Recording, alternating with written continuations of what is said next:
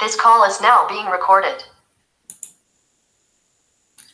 Olá a todos e todas, sejam bem-vindos aqui ao nosso mini curso Repensando o Ensino de História do Paraná, Questões e Possibilidades. Eu me chamo Ellen Lima e estou aqui dividindo esse mini curso com o meu colega Ivan. Agradecemos de antemão, né, a participação, a inscrição de todos que estão aí acompanhando. Esse é o primeiro vídeo que nós vamos disponibilizar desse mini curso, serão 3 vídeos ao todo, então nós vamos fazer uma apresentação nesse momento do que nós vamos trabalhar nesse primeiro vídeo, nos apresentar também, e esperamos que todos vocês aproveitem muito aí o conteúdo, o material que a gente preparou. Olá pessoal, todos e todas, sou Ivan, agradeço a participação e a inscrição de vocês, e quero agradecer também a Ellie pelo convite para dividir o mini curso aqui desse ano. Bom, então, aqui uma breve apresentação profissional e acadêmica, né? Como eu disse, me chamo Ellen Lima, sou professora da Rede Estadual do Paraná desde 2014, professora de História. Concluí no ano passado um mestrado profissional em ensino de História, né? O Prof. História, junto com o Ivan, né? Nos formamos aí na mesma turma. E atualmente também estou como diretora auxiliar do Colégio Estadual Abílio Lourenço dos Santos. É um colégio bastante grande aqui na região metropolitana de Curitiba, no município de Fazenda Rio Grande. Então, o conteúdo que eu trago, a perspectiva que eu trago aqui nesse mini curso, ela vem desde essa experiência, né? Tanto na escola, quanto na academia, refletindo sobre o ensino de história.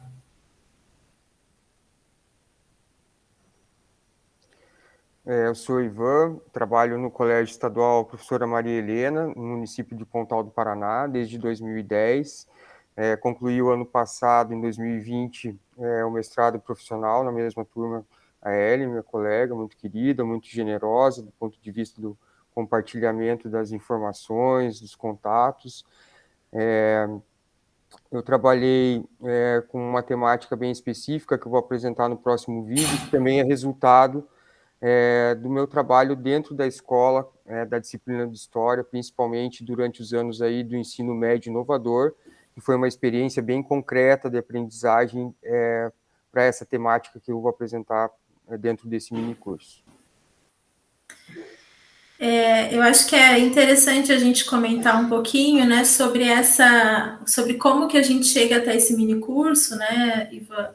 E a gente vai tentar aqui trazer um diálogo bem tranquilo, no sentido de não ser muito formal e muito preso a alguns jargões da academia, até porque a gente está tentando falar para esse outro público, né, que é a reflexão realmente sobre a sala de aula, sobre o ensino que muitas vezes fica negligenciado na academia. E nesse sentido, acho que é importante saudar essa experiência, o evento, né, do Diálogos da História, esse ciclo de minicursos. No ano passado, eu tive a oportunidade de participar, ainda estava concluindo a pesquisa de mestrado, mas já trazendo algumas reflexões aí sobre ensino digital, sobre como trabalhar as fontes, né, nesse universo da internet, enfim. E assim como o Ivan, foi nesse sentido que a gente se conversou aí nesse ano e teve essa ideia de propor esse mini curso, né? Pensando sobre como que a nossa pesquisa se insere, né, nesse processo de ensino-aprendizagem, né? Como que a gente consegue utilizar esses meios digitais para repensar a história do Paraná. Então, a gente se encontrou aí nessa temática comum, né? Os dois trabalhando com materiais didáticos digitais e os dois pensando, embora em temáticas diferentes, né? A história local. Então, por isso a proposta desse mini curso. E a gente vai trazer, então, aqui, nesse primeiro vídeo, alguns aspectos mais introdutórios sobre o que significa trabalhar a história local, o porquê da sua importância, né? Qual que é o significado que a gente traz aqui para esse debate da história local e que depois vamos aprofundar aí cada um na sua temática nos 2 próximos vídeos que a gente convida vocês a assistir já de antemão. Então, nesse primeiro vídeo, o nosso debate está dividido aqui em apresentar um pouco da legislação, né, do que se construiu historicamente em torno da história local, tanto a nível nacional quanto estadual. Vamos apresentar também algumas compreensões gerais daquilo que, dentro das nossas pesquisas, nos interessou trabalhar na história local, né, a sua importância, a sua fundamentação. E, por fim, algumas referências aí que a gente deixa para quem quiser se aprofundar nessa temática. Então, vamos lá para essa primeira parte. Então, eu vou comentar um pouco agora sobre a legislação do Brasil, a legislação nacional a respeito, principalmente a partir da segunda metade do século XX, 1950 e diante, até as últimas atualizações que a gente tem dentro dessa legislação específica aí para a disciplina de História, dentro dos currículos a níveis do Brasil, a nível nacional. Só queria comentar um pouco antes, Ellen, voltando ali na nossa experiência, né, dentro do Profistória, no trabalho de um colega nosso, que é o Luiz Gabriel, que trabalhou um site sobre a ditadura civil-militar em Curitiba, né? É muito interessante o trabalho do Gabriel, e ele provocou mesmo durante o curso que a gente realizou algumas reflexões bem importantes assim para a temática, para a construção da história local, né? Quais que eram as possibilidades que ele tinha, como que ele pensava em trabalhar com isso. Então, é um ponto de referência importante aí para a gente dentro do Profistória na Universidade Federal do Paraná, o trabalho do Gabriel. Importante aí saudar esse trabalho e também divulgar ele, que é bem importante. Bom, vou começar falando então sobre a primeira fase aí da história local dentro da legislação das políticas nacionais brasileiras, né? E a primeira lei que trata desse assunto em específico é a Lei 4.024, de 1961, a Lei de Diretrizes e Bases da Educação, que transferia, de certa forma, essa responsabilidade que estava mais a nível nacional para os estados. Então, qual que era a problematização, o debate naquele momento, né? Acabar com um currículo muito fixo, muito rígido, muito autoritário, que estava vindo desde a década de 30, e dar a possibilidade dos estados trabalharem dentro dos seus currículos, das suas propostas educacionais, a sua regionalidade. Então, era, uma certa forma, uma transferência, né, para os governos estaduais, que esse ensino, então, abordasse questões mais regionais, né, abordasse as diferentes diversidades regionais, que até aquele momento haviam sido, então, suprimidas ou, de certa forma, esquecidas, em torno de um debate de uma política mais nacionalista, né, de abrangência mais nacional aí do ensino de história. Então, durante a década de 30 até mais ou menos essa década aí de 50, comecinho da década de 60, esse debate sobre a história local ele havia sido quase que esquecido de propósito, né, durante a política nacionalista aí do Getúlio Vargas. Então, durante essa abertura aí que vai de 45 até mais ou menos 1960, a gente tem um debate sobre a importância da regionalidade, né, dos estudos regionais, voltarem para os currículos ou terem um espaço dentro do currículo que não havia durante o período aí da era Vargas, né, para falar um termo mais abrangente aí em termos de historiografia.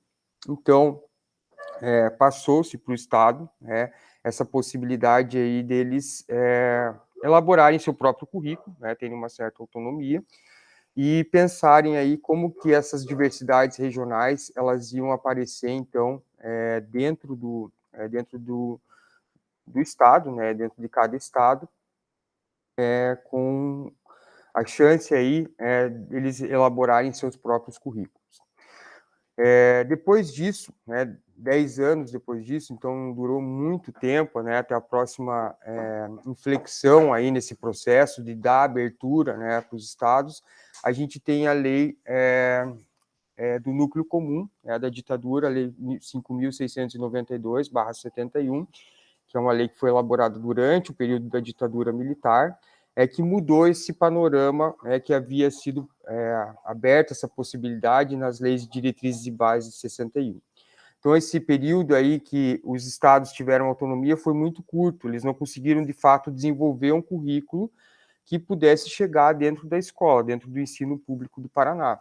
E logo a seguir a gente tem uma ruptura aí do processo democrático e tem-se, então, uma nova proposta, né? Uma nova proposta em que o currículo vinha pronto, tá? Um currículo para o primeiro e segundo grau, chamado de núcleo comum, ele vinha pronto, era dessa forma que o professor deveria trabalhar, e ele mudava também o status da própria disciplina da história. Ele colocava, então, a disciplina de história dentro de um outro núcleo, que era o núcleo dos estudos sociais, junto com a disciplina de geografia, e partia de uma ideia, de um pressuposto muito simples para o ensino desses estudos sociais, que era o ensino por proximidade.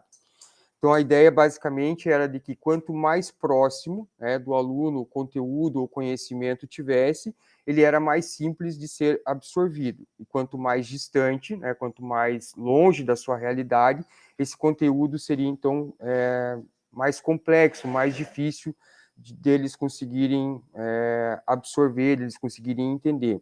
Esse tipo de concepção, essa ideia, ficou, então, marcada como a concepção dos currículo por círculos concêntricos. Então, quanto mais próximo, é mais fácil, mas essa abordagem do professor seria mais simples de ser realizada, em detrimento de uma abordagem, digamos assim, mais abrangente, dos estudos de história total, que vão vir na discussão aí na década de 80. Então, basicamente, os círculos concêntricos, de geografia e história, eles trabalhavam a partir do local para você ir ampliando essas possibilidades aí. Mas eles não davam autonomia e pensamento crítico para o aluno, tá? Não havia espaço para isso dentro dessa perspectiva, dentro dessa análise da história local. Era uma relação muito autoritária, em que o professor ele era o detentor, o chefe, o poder, eles tinham poder em relação ao saber, em relação a essas escolhas, e o aluno ele era um mero receptor, ele tinha uma atitude muito caracterizada, pela recepção, por receber esses conteúdos, sem ter a possibilidade, então, de fazer uma discussão mais abrangente, uma discussão mais crítica, que pudesse pensar, mesmo que a partir dessa história local, da proximidade dele, fundamentos aí da história que permitisse ele, então, desenvolver uma atitude mais crítica, um conhecimento histórico mais profundo. Bom, então, até a segunda metade da década de 80, 1985, essa lei ela vai, então, dominar o debate sobre o ensino de história a partir dos estudos sociais, até que a gente tem a Constituição de 1988, e 10 anos depois, uma nova fórmula de organização do currículo nacional, que são os parâmetros curriculares nacionais. Então, os parâmetros eles vão resgatar a importância da história local. Tá? É um grande marco aí documental, uma grande orientação em termos de política nacional, os parâmetros curriculares nacionais. Eles vão influenciar, por exemplo, no Paraná, as diretrizes que você vai comentar a seguir aí na tua fala. Então, qual que era a ideia principal dos parâmetros? De que nas séries iniciais a história local fosse um eixo temático, tá? Partisse aí da história local como um eixo para desenvolver conhecimentos e conteúdos da história, como, por exemplo, rupturas, permanências, para que o aluno pudesse entender as relações, principalmente de tempo, de espaço, e mais importante que tudo isso, para que ele desenvolvesse uma questão de identidade. Então, pertencimento, identidade. Então, os parâmetros curriculares, eles trazem essa nova perspectiva aí para o ensino de história. No ensino fundamental, nas séries iniciais, ele é, digamos assim, um eixo mesmo do desenvolvimento do próprio aluno, quase que como se fosse uma disciplina obrigatória dentro do ensino fundamental, trabalhar com a história local, uma possibilidade de trabalhar com a história local. E para as outras séries do ensino fundamental, ele era tratado, então, como uma possibilidade metodológica do professor. Então, o professor poderia optar por uma metodologia que partisse da história local para ele ensinar conteúdos mais abrangentes aí da história nacional ou mesmo da história mundial.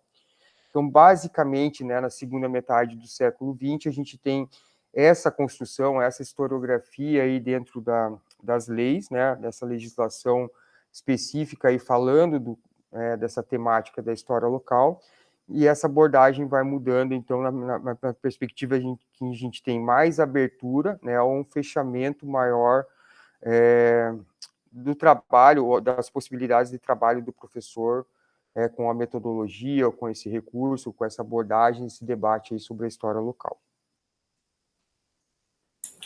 Eu acho interessante, Ivan, que quando a gente fala de história local, a gente não está falando de uma única coisa, né? Como se fosse assim uma metodologia dada, fechada, e história local é isso, né? Você vai trabalhar o local independente de qualquer coisa, né?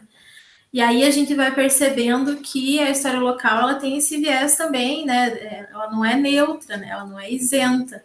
Ela vai se transformando a sua perspectiva, né? O seu lugar, ele vai se transformando aí de acordo com cada conjuntura que a gente está vivendo, né? Tanto é que essa concepção bastante fechada, né, da ditadura militar, de que o local ele é mais simples de ser aprendido, né? Ele é menos complexo, né? E quando a gente vai estudar a história local, a gente percebe que a complexidade ela é exatamente a mesma, né? O que muda é a forma como você se relaciona com o conhecimento histórico, por ser mais próximo, às vezes mais familiar, às vezes um pouco mais afetivo. Mas a complexidade das fontes, do conteúdo histórico em si, vai depender da problematização que o professor fizer e conduzir, né? E, enfim. Então, acho que é bem interessante a gente fazer esse panorama inicial para realmente desconstruir uma ideia fixa, né, de história local, assim. Tá fechado o teu áudio. Interessante você citar esse período aí, porque assim é bem claro que o objetivo durante a ditadura militar era formar um cidadão que servisse ao Estado, e não um cidadão crítico. Então, dentro dessa perspectiva, né, o ensino de história local ele não era propriamente o que a gente entende hoje, o entendimento que a gente tem hoje, com o objetivo de criar uma consciência histórica, né, que é uma ideia aí do historiador alemão Riesen. O objetivo era simplesmente transferir um conteúdo para o aluno, sem uma discussão, sem uma análise, de forma com que ele se apropriasse desse conteúdo de uma maneira bem simples e pudesse retribuir isso para o Estado através de uma relação, que a gente pode dizer, em que ele era totalmente passivo. Né? Esse cidadão aí ele tem que ser um cidadão que contribua, que dê a sua, digamos assim, a sua parte de contribuição para o interesse do Estado, mas sem a perspectiva dele se tornar, digamos assim, um cidadão mais crítico. Então, era uma educação bem voltada assim, para formar um indivíduo que servisse ao interesse aí da nação, do Estado. Já nos parâmetros curriculares nacionais, a gente percebe características aí da Constituição de 1988, uma Constituição mais aberta, mais cidadã, em que permite aí outras possibilidades com o ensino de história local. Né? Já vai trabalhar com outros tipos de fonte, né? A praça, o documento da família, a fotografia, o cinema, que até então não havia essa discussão, essa possibilidade dentro dessas práticas aí do professor, da didática do professor, na disciplina de História. Legal. Então, acho que podemos passar agora para legislação estadual, né? Então, aqui no âmbito do Estado, a gente vai conhecer também algumas legislações importantes, né? A primeira são as diretrizes curriculares da educação básica, de 2008, que vem aí também num bojo de uma construção bastante plural, bastante ampla, né? Junto com os professores da rede estadual, né? Foi toda uma construção muito coletiva que resultou nessas diretrizes e que vai fazer referência, então, aos PCNs também, direcionando aqui, reconhecendo a história local como algo bastante fundamental, justamente nesse sentido de ampliar o debate sobre a diversidade, né? Nesse momento também estão sendo discutidas algumas outras leis que estão ganhando muita força nesse momento, né, como o debate da história e cultura afro-brasileira, africana, indígena. Isso vai aparecer, então, nesse debate também de história local, né, como que nós, aqui no Paraná, por exemplo, nos relacionamos com essa história mais diversa, mais plural. Temos aí também um referencial curricular do Paraná, que daí é uma legislação bastante mais recente, né, de 2018, e junto com ela o CREP, né, o Currículo da Rede Estadual Paranaense, que são duas legislações aí complementares e que continuam destacando esse espaço, né, da história local. No caso do referencial, ele vai definir, então, os princípios, os direitos e as orientações para o ensino fundamental, né, os anos iniciais e finais na disciplina de História, baseados aí na nova BNCC, né, na Base Nacional Curricular Comum. Então, que a gente também teve acesso, né, à versão final aí bastante recentemente. Então, no Estado a gente percebe essa reformulação também curricular que está acontecendo aí a nível nacional, né, influência da BNCC. Algumas coisas mudam, né, no sentido de trazer o debate de habilidades e competências, né, essa mudança, inclusive de nomenclatura, né, de disciplina para componente curricular, enfim, algumas mudanças, mas a gente percebe que ainda tem uma mesma base também vinda aí muito da influência da educação histórica, né, desse debate que o Risen traz do desenvolvimento da consciência histórica, ainda muito presente nesses documentos, né? Assim como nas diretrizes curriculares, isso também embasou muito, né? Os professores da rede esse debate com as fontes, né? Com a relação de afetividade mesmo que os alunos conseguem desenvolver com conhecimento histórico, isso ainda está presente, né? E no currículo, né? No currículo da rede estadual paranaense, que também é de 2018, a gente tem um documento, então, que complementa e reorganiza esse referencial curricular, que era muito mais amplo, né? O CREP, ele é muito mais delimitado, e ele trabalha ali realmente com conteúdos mais específicos, dá um subsídio, inclusive, para os professores pensarem ali o seu plano de trabalho docente, enfim, o plano de aulas, e ele também está aí relacionado com essa nova BNCC.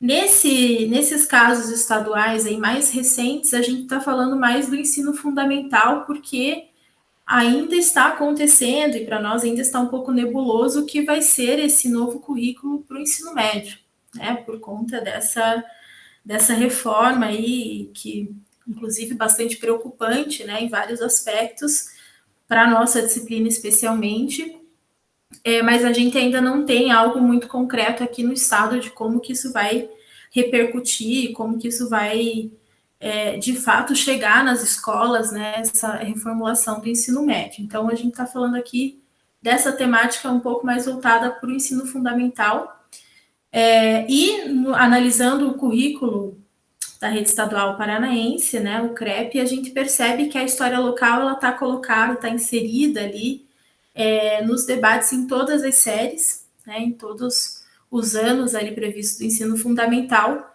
Essa é uma discussão que está bastante presente, né? Então, a todo momento no currículo a gente tem essa relação, né, de pensar um conteúdo mais geral, principalmente na história do Brasil, e como que isso está colocado aqui no estado, né? Como que esse conteúdo mais amplo se relaciona com a construção desse fato histórico, enfim, desse contexto histórico aqui no estado.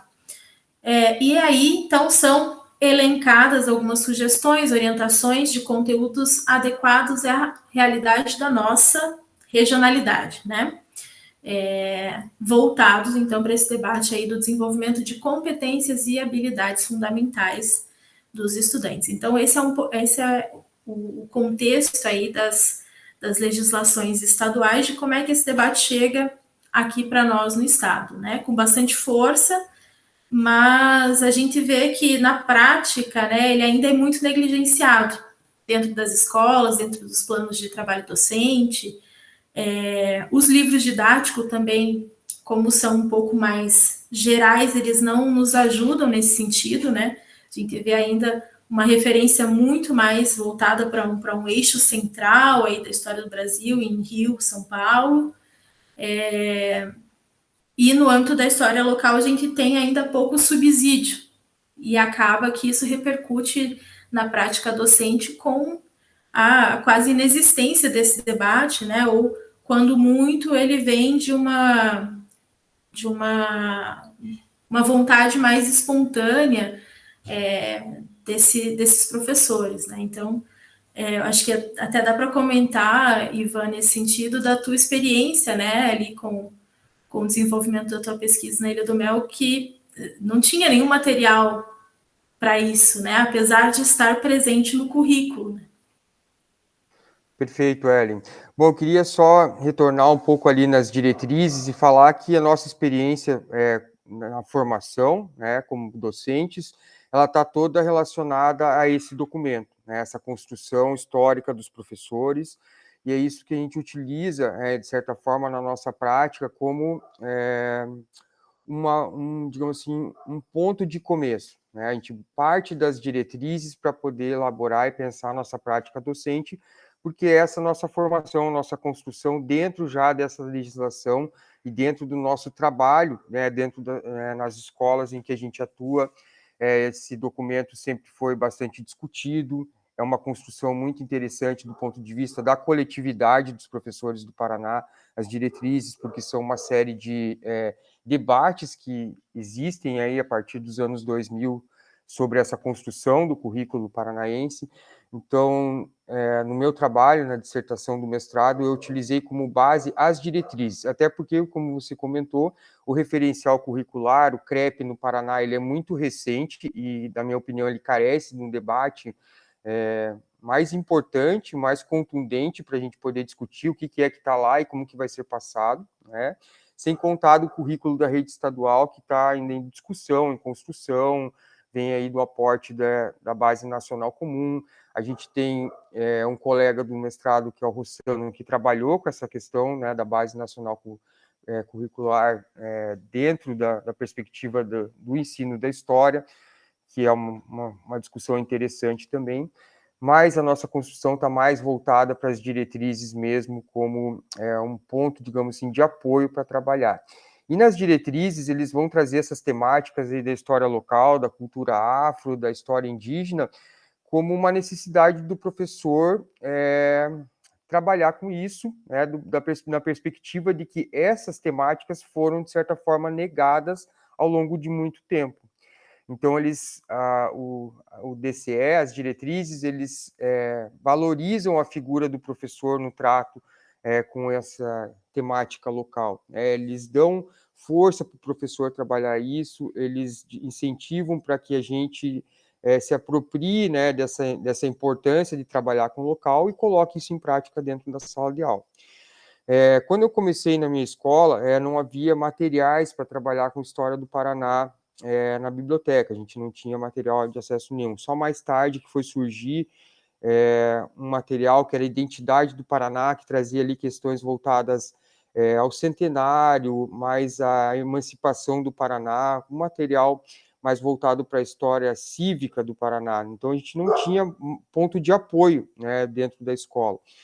E quando eu propus trabalhar com os alunos de matemática local, foi realmente sentir a necessidade deles se conectarem mais com a disciplina de história. Eu sentia que os conteúdos que eu trazia, ou que estavam no livro didático, eram muito distantes daquela realidade que eles viviam. Então, como, por exemplo, a gente ia falar sobre a formação da Europa feudal no primeiro ano, ou mesmo no sétimo ano, essa é uma coisa muito difícil do aluno se conectar. Tá? Então, pensando numa proximidade, numa relação de proximidade, né, explicando para eles, olha, aqui a gente não tem tantos castelos, tantas construções que remetem a esse período, mas a gente tem construções muito próximas que se referem ao período aí da colonização portuguesa, que é uma temática que a gente vai trabalhar, e a gente pode visitar, né, essa construção, no caso a Fortaleza da Ilha do Mel. Então, eu senti que a partir disso, né, da história local, e aí incentivou a gente a ir atrás de um monte de outros fontes, né, monumentos e lugares, e pesquisar materiais, para que eu pudesse trazer isso para dentro da sala de aula, porque eles gostaram, eles se conectaram de certa forma com aquilo. Então, sensibilizou eles, sabe? Eu senti ali que foi um ponto de mudança na disciplina e até a visão que eles tinham da minha pessoa como professor. Eu acho que a gente já entra, né, com esse debate mais da conexão, né, da relação do estudante com o conhecimento histórico. A gente já entra no debate seguinte que a gente vai expor aqui, que é por que debater a história local, né? Por que é importante no processo de ensino-aprendizagem. A gente trouxe aqui algumas sínteses, né? Claro que aqui muito num formato bastante reduzido, né? Bastante simplório, ainda que a gente poderia aprofundar cada uma dessas coisas, né? Mas no sentido de trazer aqui uma síntese, a gente pensou aqui em algumas elaborações, né? De por que essa história local ela nos auxilia nesse processo, né, da atividade docente, e ela auxilia também os nossos estudantes, os nossos alunos, a se conectar, a compreender a sua própria construção do conhecimento histórico, né? Então, nesse sentido, alguns pontos que a gente traz aqui. Primeiro, a formação da identidade social histórica do sujeito e da sua consciência histórica.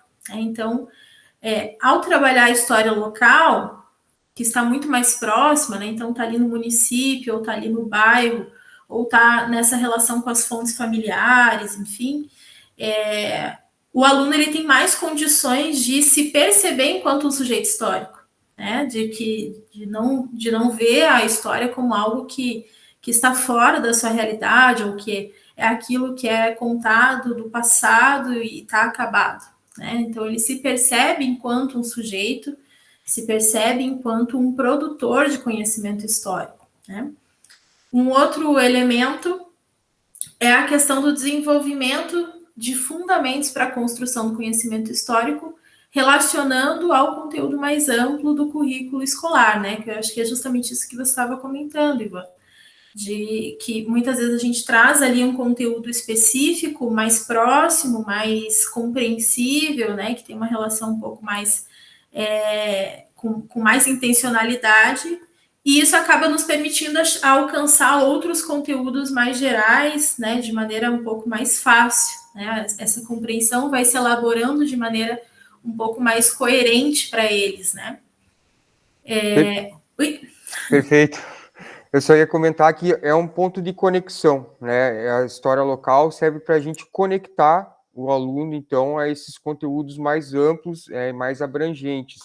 Não quer dizer que você não possa explicar para o aluno diretamente, né, um conteúdo sobre história geral, por exemplo, sobre a Segunda Guerra Mundial, mas fazer ele perceber que existe uma conexão entre o que está próximo dele, ou mesmo sobre a própria realidade dele, com o conteúdo de história que ele vê, por exemplo, em livros, em filmes, em séries, é interessante porque faz ele se sentir parte daquilo, aquilo que a gente chama de pertencimento, né? Ele não se sente mais fora desse círculo, digamos assim, ele interage com aquele conteúdo, processa aquela informação na medida em que ele se sente inserido dentro daquele contexto, e a partir disso é mais fácil para ele fazer essas conexões, né? Não fica tão distante da realidade dele, falar sobre história mundial, sobre história geral, mesmo história do Brasil, se ele percebe que ali no entorno dele, e dentro da própria história familiar, ou própria história da comunidade dele, tem uma relação, tem uma circularidade. Isso, e aí já nos leva a esse próximo ponto, né? Que é a interação com a história e a memória dos próprios estudantes, né? Quantas vezes a gente, né, trabalhando essa coisa das fontes familiares, principalmente quando a gente está iniciando lá com o sexto ano, né? Que é muito comum a gente fazer esse trabalho com fontes, e daí de repente traz, né? Esse ano mesmo teve uma turma ali que eu trabalhei isso no formato online, e uma aluna trouxe uma bonequinha ali e falou que era da avó dela, que era da Polônia, que veio no contexto da guerra. E aí você vai, né, você vai puxando e você vai dando sentido para essas memórias que são, às vezes, particulares, e esse estudante vai vendo um sentido mais amplo, né, vai se inserindo dentro desse contexto maior. A relação mais próxima e familiar com as fontes históricas, né, que é muito legal, é muito mais acessível, né, na história local a gente conseguir uma fonte histórica, né, ou essa a questão mesmo da visitação, né, do debate do patrimônio, tudo isso acaba ficando muito mais acessível, né, para a gente trabalhar na sala de aula também. E, por fim, a problematização de uma história mais plural, né, considerando grupos historicamente silenciados, né. Então, acho que a história local também nos permite ter esse outro olhar, é um pouco a perspectiva do meu trabalho também, né, de olhar, por exemplo, para a população quilombola do estado, e aí a gente percebe, opa, tem um estado aqui que ele é diferente, né, você vai dando também uma outra cara para esse local, né, e os estudantes vão se percebendo dentro disso, né, quando eles conseguem se visualizar ali dentro dessa história, que até então eles não conheciam, né, ou não se viam, não entendiam esse pertencimento.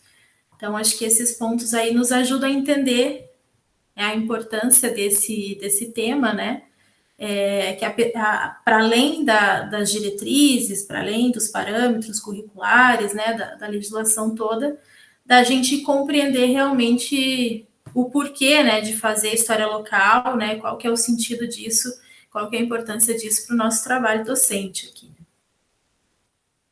Eu queria comentar só que, para além da legislação, né, inclusive aqui no Paraná existe uma lei que torna o ensino de história obrigatória, que é a Lei 13.381 de 2001, que é uma consequência aí dos parâmetros curriculares nacionais adaptados para o estado do Paraná, né, com um desdobramento, digamos assim, legal da necessidade de você trabalhar a história local que existe dentro dos parâmetros para o estado do Paraná, e a partir disso a gente tem uma construção aí que vai culminar com as diretrizes.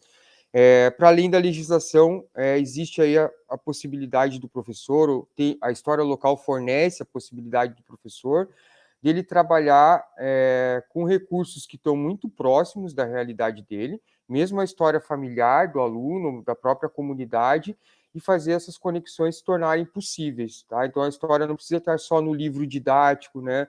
A história não precisa só estar nos documentos oficiais, ela pode estar em pequenos elementos, aí, pequenas, digamos assim, peças desse quebra-cabeça, que ajudam a gente a compreender muito melhor o significado da história e principalmente a pluralidade dela, como você citou ali.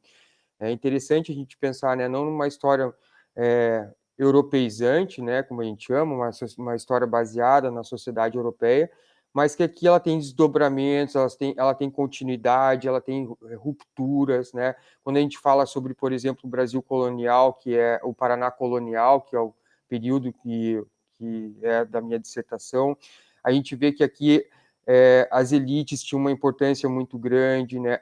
Vai existir o papel do escravo, que muitas vezes fica silenciado dentro, por exemplo, da construção do próprio monumento, que é a fortaleza. Eu consegui descobrir, através das fontes, a questão da participação da igreja, das comunidades religiosas de Paranaguá, nesse processo aí de construção, na ajuda financeira que eles deram. Então, são várias possibilidades que se abrem e mostrar para o aluno que ali também tem conhecimento, tem habilidades que são muito interessantes para a gente entender a história, né? A própria ideia de continuidade, de ruptura, as relações de poder, de força e de cultura que tem ali dentro dessa sociedade, e tudo isso a partir de uma perspectiva local, né? Você não precisa falar sobre grandes vultos aí, personalidades da história mundial, para você explicar essas relações de poder que estão presentes muitas vezes, né, na própria comunidade, na própria formação da identidade ali da local. Isso. E é muito legal, né, essa coisa da história local, porque ela permite realmente a gente fazer pontos de conexões muito variados, né? Seja da tipologia das fontes, porque aí a gente vai desde, né, da educação patrimonial, dos monumentos, né? seja essas fontes familiares, né, a fotografia, né, as fontes materiais, um caderno de receita, seja essa questão mesmo da história ambiental, por exemplo, né, como você falou, não precisa do livro didático, né, não precisa estar ali, a gente às vezes é muito apegado ao textual, né, então, a história ambiental, por exemplo, o rio que passa lá no bairro da escola, né? Enfim, tem uma série de elementos que a gente consegue explorar quando a gente tem esse olhar mais voltado para o local e que aí a gente vai criando pontos de conexão, né? Com esse currículo mais amplo, né? Com a história mais geral. Mas eu acho que é muito interessante mesmo essa diversidade que a história local nos permite explorar, assim. E aí, para a gente fundamentar um pouquinho tudo isso que a gente estava comentando aqui, a gente trouxe duas citações bastante breves para expor um pouquinho dessa compreensão geral, né? Então, vou apresentar essa primeira aqui, que diz o seguinte: compreendendo que a história tem como um dos seus fundamentos a relação do indivíduo com outros indivíduos, a constituição de uma identidade entre os sujeitos é um dos objetivos da história. Nesse sentido, entendemos que a identidade tem como ambiente de desenvolvimento o local, onde as relações do cotidiano vivido pelos sujeitos constroem uma afinidade entre eles, produzindo saberes com características mais plurais. Eu acho que esse aspecto da identidade é bastante fundamental, né? Eu acho que é uma das grandes características, né, da didática da história, realmente de você criar ali até um sentimento de empatia, né, com relação ao passado, né, de você criar uma conexão, de você criar uma relação da tua história com essa história mais ampla, né, e ajudar nesse sentido a essa construção realmente da consciência histórica, né, das noções ali de passado, presente, futuro, né, e como você pertence a esse movimento maior. O aluno tem que se sentir parte, né? Ele tem que fazer parte do todo, senão fica uma coisa muito desconexa e você não consegue atrair a atenção realmente dele, fazer ele compreender, né, o significado daquilo. Dá mais uma impressão de transmissão, simplesmente, de informações, de conhecimento, do que propriamente de construção de um saber que ele vai levar para a vida dele. Então, o que eu percebi ao longo das aulas de campo, principalmente na Fortaleza, é que essa construção da identidade deles relacionado ali ao lugar, ao passado, fazia com que eles se interessassem muito mais, mesmo por conteúdos que não tinham necessariamente a ver com aquilo.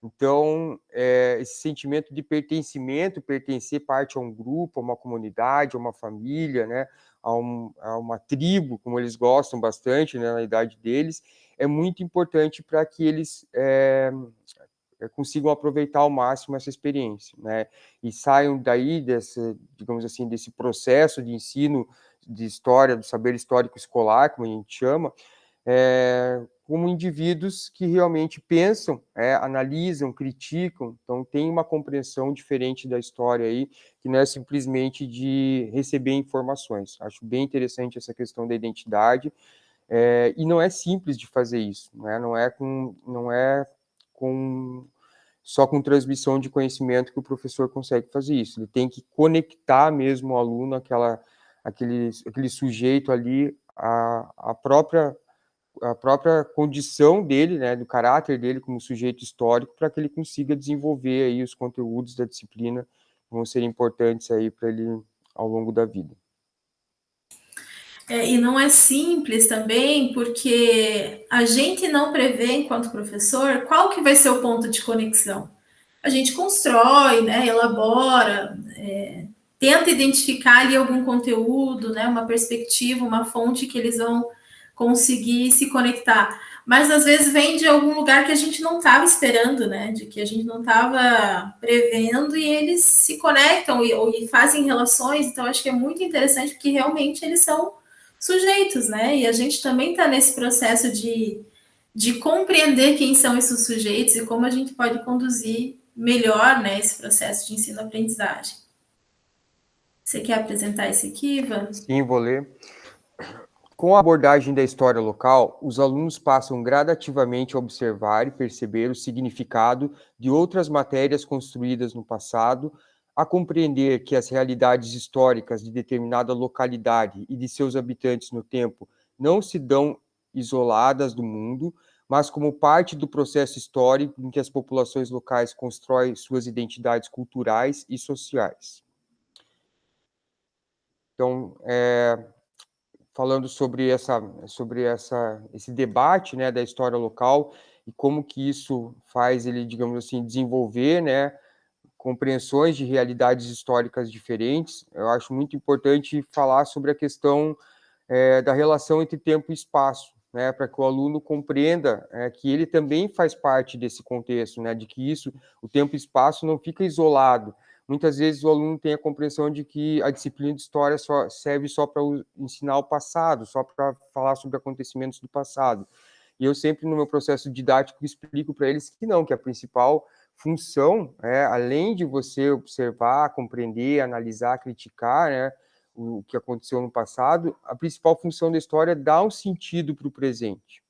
Tá? Então, a gente não consegue dar um sentido para o presente se a gente não ter um conhecimento histórico mais profundo, né, um conhecimento mais amplo do passado. Por isso, é preciso a gente conhecer mais.